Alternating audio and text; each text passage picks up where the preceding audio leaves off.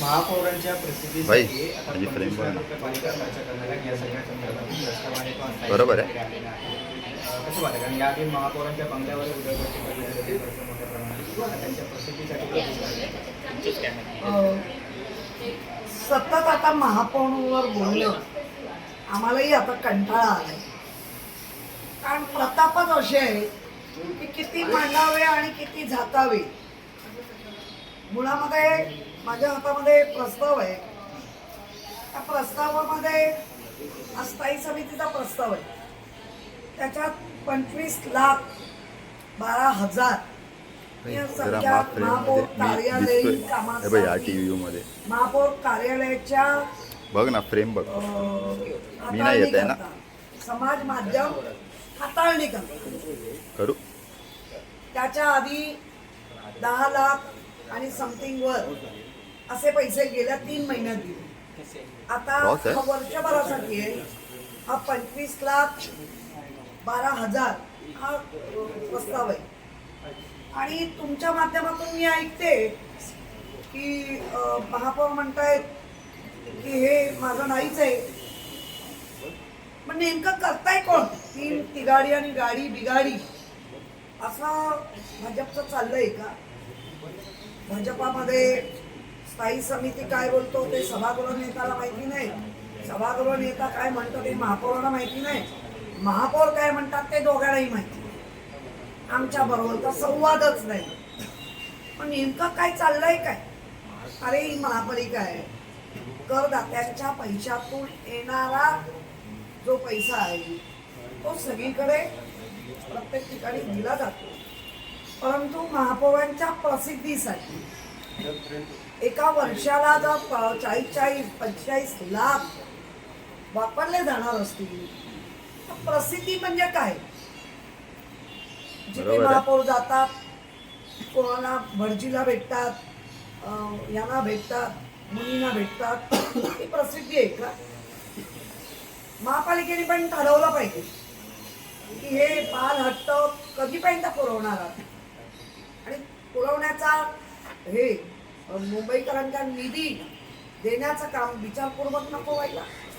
महापौरांना प्रसिद्धी दिली पाहिजे, पण त्याच्यासाठी असे वारे माप खर्च असेल तर हे बरोबर. महापौरांच्या कार्यालयाकडून जे स्पष्टीकरण आलंय त्यात ते म्हणतायत की हा महापौरांच्या प्रसिद्धीचा स्वतंत्र खर्च नाही तर बीएमसीच्या संपूर्ण सोशल मीडिया व्यवस्थापनासाठी खर्च आहे. मात्र जे प्रस्ताव आहे त्यात केवळ महापौरांच्या कार्यालयाचा एवढाच उल्लेख आहे. त्यामुळे तफावत आहे. पूर्ण तफावत आहे. एका प्रशासन खोटं बोलतंय आणि महापौर खरं बोलतंय, किंवा महापौर खोटं बोलतंय आणि प्रशासन खरं बोलतंय. आता ते प्रशासनाने सांगावं. कारण काल असंच चाललेलं. हा खोटं बोलतोय, तो तरी खरं आहे. आज तर अगदी ऐरणीवर आलेला प्रश्न आहे. कोण खरं बोलतोय आणि कोण खोटं बोलतोय आणि मुंबईकरांच्या पैशाची का लूट करताय? तुमच्या हातात जो प्रस्ताव आहे तो या संदर्भात त्यामध्ये नेमका काय उल्लेख आहे? तुमचा नेमका काय दावा आहे? तो महापौरांच्या प्रस्तावाची जी कॉपी तुमच्याकडे 1 ऑगस्ट 2024 हा जो प्रस्ताव आहे, या प्रस्तावामध्ये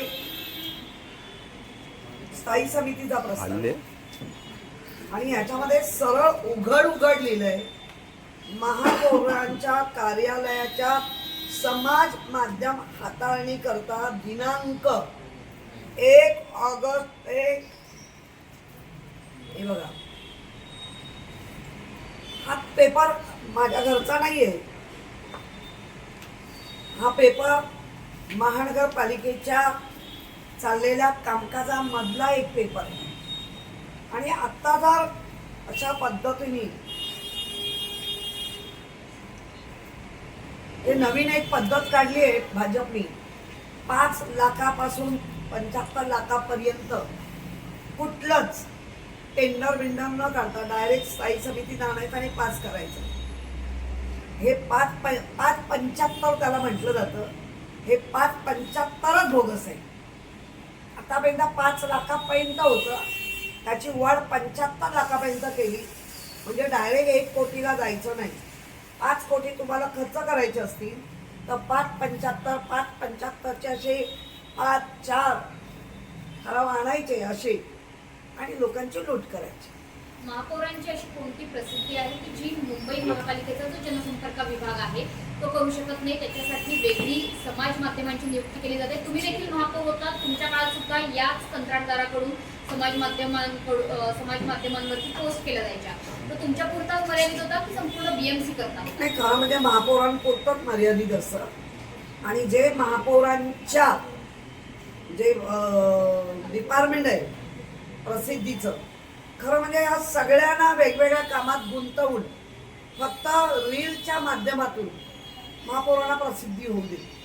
ह्यांना कशावर ठेवायचे? मग ह्यांचे पगार द्या, रील जे कोण प्रसिद्धी माध्यम बनवणार आहेत त्यांना पैसे द्या.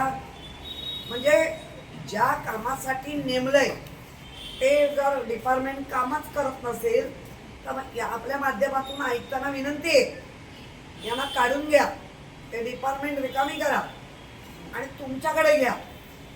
कारण महापौरांच्या प्रसिद्धीला वेगळे पैसे, हे त्या डिपार्टमेंटची लोक आहेत, त्या डिपार्टमेंटचं ते काम नाही करणार. म्हणजे प्रसिद्धी म्हणजे काय? महापौर कुठे चालले आहेत, महापौर कुठेतरी बसले आहेत, महापौर कुठेतरी अशा बघतायत, ही म्हणजे प्रसिद्धी. महापौर गावाला गेलेत, ठीक आहे, त्यांच्या आवडीनिवडी वेगळ्या असू शकतात आणि असल्या पाहिजे, परंतु हा आमचा PRO डिपार्टमेंट कसल्या प्रसिद्धी देत आहेत? त्या प्रसिद्धीचं तुम्हाला कळतंय का? एक मुंबईचा मानाचं पद आहे महापौर, त्या महापौर पदाची विटंबना चालली असं म्हणायला हरकत नाही. ताई, आपण बघितलं तर त्याच्या आधी देखील 50,000चे त्यांना सेपरेट PA हवे होते, त्यावेळी देखील असाच प्रस्ताव समोर आला आणि तो प्रस्ताव देखील नंतर काही झालं नाही कारण विरोधकांनी टीका केली. नेमकं हे सातत्याने सुरू आहे, त्यावर काय तुमची प्रतिक्रिया? नाही, मुळामध्ये PRO डिपार्टमेंट त्यांच्याकडे आहे. आयुक्तांची काही माणसं मागून घेतली, कर्मचारी 11 कर्मचारी आहेत, 3 काय 4 सिक्युरिटी आहेत, 3 गाड्या आहेत. हा तामझाम असलाच पाहिजे. माझ्या वेळेला मी फॅमिली गाडी नाकारली होती, मला फॅमिली गाडी नव्हती, त्यामुळे माझ्या फॅमिली गाडीबरोबर जाणारा सिक्युरिटी, तो लागणारा ड्रायव्हर, 2 त्या 3 ड्रायव्हर लागतात, हे सगळं मी माफ केलं होतं. माझं मानधन हे सगळं मुंबईकरांना दिलं होतं. या सगळ्या गोष्टीला फाट मारून उलट दात्याची भूमिका असली पाहिजे महापौरांची, तर ही घेत्याची भूमिका आहे. द्या द्या. ताई, 2 महत्त्वाचे प्रस्ताव महापालिकेत मंजूर झाले आणि ते मध्यरात्री मंजूर झाले. एक म्हणजे बेस्टच्या खाजगीकरणाचा PPP तत्वावरती विकासाचा प्रस्ताव आणि दुसरा म्हणजे फुटबॉल ग्राउंड, जे आदित्य ठाकरे यांनी प्रचंड विरोध केलेला आहे आणि कोर्टात हे प्रकरण न्यायप्रविष्ट असताना याचा प्रस्ताव मंजूर झाला. खरं म्हणजे फार चुकीचं घडलंय.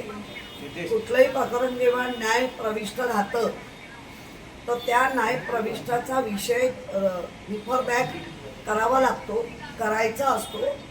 परंतु ह्यांच्या धाडस एवढं वाढलंय की आम्ही काहीही केलं तरी आम्हाला वाचवणारे दिल्लीश्वर आहेत. या मोठ्या धाडसावर कुठलंही महापालिकेत धाडस होत आहे. मुळात माझा पण प्रश्न आहे, मुख्यमंत्री हे शिस्तबद्ध मुख्यमंत्री, त्यांना तरी हे आवडतंय का की त्यांचाही सपोर्ट आहे? मग आता फुटबॉल ग्राउंड बाबतीत नेमका तुम्ही काय भूमिका घेणार? आम्ही कोर्टाकडे न्याय मागितलाय आणि कोर्ट या मुंबईत ओपन पेस अशी कोणाच्याही बंदिस्त करून कोणाच्याही घशात जाऊ देणार नाही, ही आम्हाला कोर्टावरती खात्री आहे आणि आम्ही त्याचा पाठपुरावा करणार. बेस्टच्या खाजगीकरणाचा प्रस्ताव सुद्धा मंजूर झाला, त्याला पाठिंबा आहे, त्याच्या बाबतीत भूमिका काय? बेस्टच्या 22 डेपो 60 वर्षासाठी निव्वळ आणि निव्वळ मॉल बांधा, हे करा ते करा आणि पैसा जनरेट करा. तो जनरेट झालेला पैसा मग आम्ही त्यांचे ग्रॅज्युटी देणार आहोत. आम्ही त्यांचं तसं बघाल तर BSTच्या बाबत राहुल शेवाळे असताना त्यांनी कर्ज रोखाणी पैसे दिले होते स्टँडिंग. यशोधर पंचे जेव्हा आले 100 कोटी हे अनुदान स्वरूपात आम्ही दिले, ते 1000 कोटीपर्यंत अनुदान स्वरूपात नेले. आता यांचं असं झालंय, जी काही तिजोरी उघडेल ती फक्त आणि फक्त आमच्या म्हणजे स्वतःच्या महापौर असतील बाकी ह्या सेवेसाठीच असेल, नागरिकांच्या सेवेसाठी इथे काही नसेल. बरं, तो प्रस्ताव आणताना सविस्तर प्रस्ताव आणायला पाहिजे होता. हे डेपो आपण लीज 60 वर्षाची, आतापर्यंत अनेक आपण गोष्टी दिल्या, चुका घडल्या, त्या आपण गेल्या 2012 ते 17 आणि 17 ते आतापर्यंत पण पुन्हा त्या चुका केल्या नाहीत. कारण त्या गोष्टी पुन्हा येत नाही, परत येणार नाही. 22 का 24 डेपो तुम्ही म्हणजे ज्याची करोडोनी किंमत, अब्जोनी, तिथे करोडोनी आणि लाखांनी किंमत घेतली गेली आहे. काही शेवटचा प्रश्न, एकनाथ शिंदे यांच्या नगरविकास खात्यासंदर्भात आयुक्त अश्विनी भिडेंनी एक खरमरीत पत्र दिलेलं आहे की SRA योजनेमधल्या अधिकारांचा गैरवापर केला जातोय. एकनाथ शिंदेच्या नगरविकास विभागाला आयुक्त अश्विनी भिडे अशा पद्धतीचं पत्र लिहितायत आणि आरोप करतायत आणि मोठे आरोप आहेत. ते कसं बघता येईल? ते पत्र द्या, आम्ही पण बघू. आणि मी वैयक्तिक कोणावर टिप्पणी नाही करणार, पण त्यांच्या खाली बसलेले सगळे काय लेवलचे, काय लुटारू आहे हे मी सांगायची गरज नाही. मॅडम, आपण तर पाहिलं जुन्नरमध्ये नसरापूरसाठी पुनरावृत्ती घडलेली आहे. अल्पवयीन लैंगिक अत्याचारांची निर्मूलन हत्या करण्यात आलेली आहे.